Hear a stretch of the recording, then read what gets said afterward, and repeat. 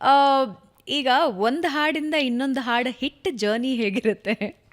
ಗಿರಣಿ ಹಿಟ್ಟಾಗ್ಲಿ ನಿಮ್ಮ ಹಿಟ್ಟಾಗ್ಲಿ ಜರ್ನಿ ಹೇಗಿರುತ್ತೆ? ಅಂದರೆ ಅದು ತುಡಿತಾ ಇರುತ್ತಾ, ಸ್ಟ್ರೆಸ್ ಇರುತ್ತಾ? ಐ ಮೀನ್ ಮನುಷ್ಯನ ಮನಸ್ಸು ಹೆಂಗೆ ಅಂತ ಹೇಳಿದ್ರೆ ಸ್ಟ್ರೆಸ್ನ ಬೇಗ ತೊಗೊಂಡ್ಬಿಡುತ್ತೆ.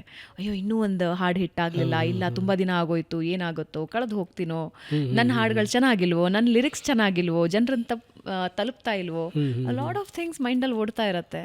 ಬಟ್ ಅದೇ ಇಲ್ಲಿ ಲಕ್ಕಿಲಿ ಹೆಂಗೆ ಅಂದರೆ ಹಿಟ್ ಅನ್ನೋದಕ್ಕಿಂತನೂ ಕ್ವಾಲಿಟಿ ಆಫ್ ವರ್ಕ್ ತುಂಬ ನೋಡ್ತಾರೆ ನಿರ್ದೇಶಕರು. ಈಗ ನನಗೆ ಅವರು ನಿರ್ದೇಶಕರು ಎಷ್ಟೋ ತುಂಬ ಜನ ನಾನು ಮುಂಚೆ ಅವ್ರದ್ದು ಬರೋದು ಸಾಂಗಿಗೆ ಹಿಟ್ ಆಗದೆ ಇರ್ಬೋದು, ಬಟ್ ಮತ್ತೆ ರಿಪೀಟಾಗಿ ಬರ್ತಾರೆ. ಯಾಕಂದರೆ ಚೆನ್ನಾಗಿ ಬರ್ಕೊಟ್ಟಿದ್ರು ಇವರು. ಹಾಡು ಹಿಟ್ ಆಗದೆ ಇರೋದಕ್ಕೆ ಓನ್ಲಿ ಲಿರಿಕ್ಸೋ ಮ್ಯೂಸಿಕ್ಕೋ ಯಾವುದೋ ಒಂದು ಮಾತ್ರ ಕಾರಣ ಅಲ್ಲ, ಬೇರೆ ಬೇರೆ ಕಾರಣ ಇರ್ಬೋದು. ಸಿನಿಮಾ ಆಗಿರ್ಬೋದು, ಅಥವಾ ನಾವು ಹಾಡು ರಿಲೀಸ್ ಮಾಡಿದಂಥ ಟೈಮ್ ಆಗಿರ್ಬೋದು, ಅಥವಾ ನಾವು ಚೂಸ್ ಮಾಡಿದಂಥ ಗಾಯಕರಾಗಿರ್ಬೋದು, ಏನಾದರೂ ಒಂದಿಷ್ಟು ಕಾರಣಗಳಿರುತ್ತೆ, ಅಥವಾ ಮೇಜರಾಗಿ ಪ್ರಮೋಷನ್ ಇರ್ಬೋದು.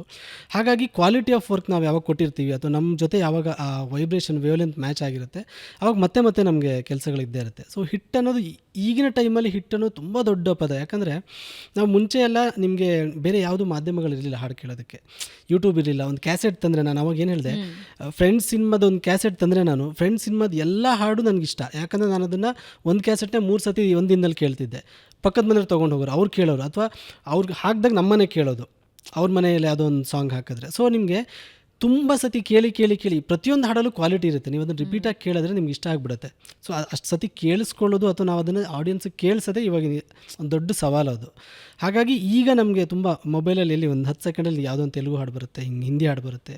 ಸೊ ಆ ಕಾಂಪಿಟೇಷನ್ ಅನ್ನೋದೇನಿದೆ, ಒಂದು ಅಬಂಡೆನ್ಸ್ ಆಫ್ ಕಂಟೆಂಟ್ ಏನಿದೆ, ಅದ್ರ ಮಧ್ಯೆ ನಾವು ಕನ್ಸ್ಯೂಮ್ ಮಾಡೋದಿದೆ ಗೊತ್ತಾ. But at the same time there is an option for exposure ಅಲ್ವಾ? ನಿಮ್ಮ ಹಾಡಿನ ಒಂದು ಸಾಲ್ ಸಾಕು ಅಂತ ಅನ್ಸುತ್ತೆ ಆ ಹಾಡನ್ನ ಜನರಿಗೆ ತಲುಪಿಸೋದಕ್ಕೆ. ಕರೆಕ್ಟ್. ಅದು ಅದರ್ ಸೈಡ್, ಪಾಸಿಟಿವ್ ಸೈಡ್ ಅಂತ ನೋಡಿದ್ರೆ, ಈಗ ನಾನು ಹೇಳಿದ್ನಲ್ಲ ಕೋಟಿದೇವರ, ಪ್ರಾಬಬ್ಲಿ ಅದು ಕ್ಯಾಸೆಟ್ ಯುಗದಲ್ಲಿ ಆಗಿದ್ರೆ ಹಾಡಿಗೆ ಯಾರಿಗೂ ಗೊತ್ತೇ ಆಗ್ತಿರಲಿಲ್ಲ ಅನ್ಸುತ್ತೆ, ಕ್ಯಾಸೆಟಲ್ಲಿ ಇಲ್ಲ ಅಂದಿದ್ರೆ. ಸೊ ಅದು ಇದೆ. ಹೆಂಗೆ ಅಂದರೆ ನಮಗೆ ತುಂಬ ವಿಫುಲತೆ ಅಂತೀವಿ, ಅಂದರೆ ತುಂಬ ಅಬಂಡೆನ್ಸ್. ಈಗ ನಮಗೆ ಒಂದು ಹಾಡು ಕೇಳ್ತಿರ್ಬೇಕಾದ್ರೆ ಒಂದು 4 ಲೈನ್ ಇಷ್ಟ ಆಗಿಲ್ಲ ಅಂದರೆ ಸ್ಕಿಪ್ ಮಾಡಿಬಿಡ್ತೀವಿ.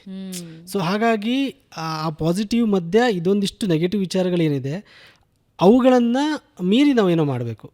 ಅವುಗಳನ್ನು ಮೀರಿ ಇಷ್ಟಪಡೋ ಥರ ಮಾಡಬೇಕು ಜನರಿಗೆ. ಒಂದು ಏರಿಯಾದಲ್ಲಿ 4 ಹೋಟ್ಲುಗಳಾಗ್ತದೆ ಇವಾಗ.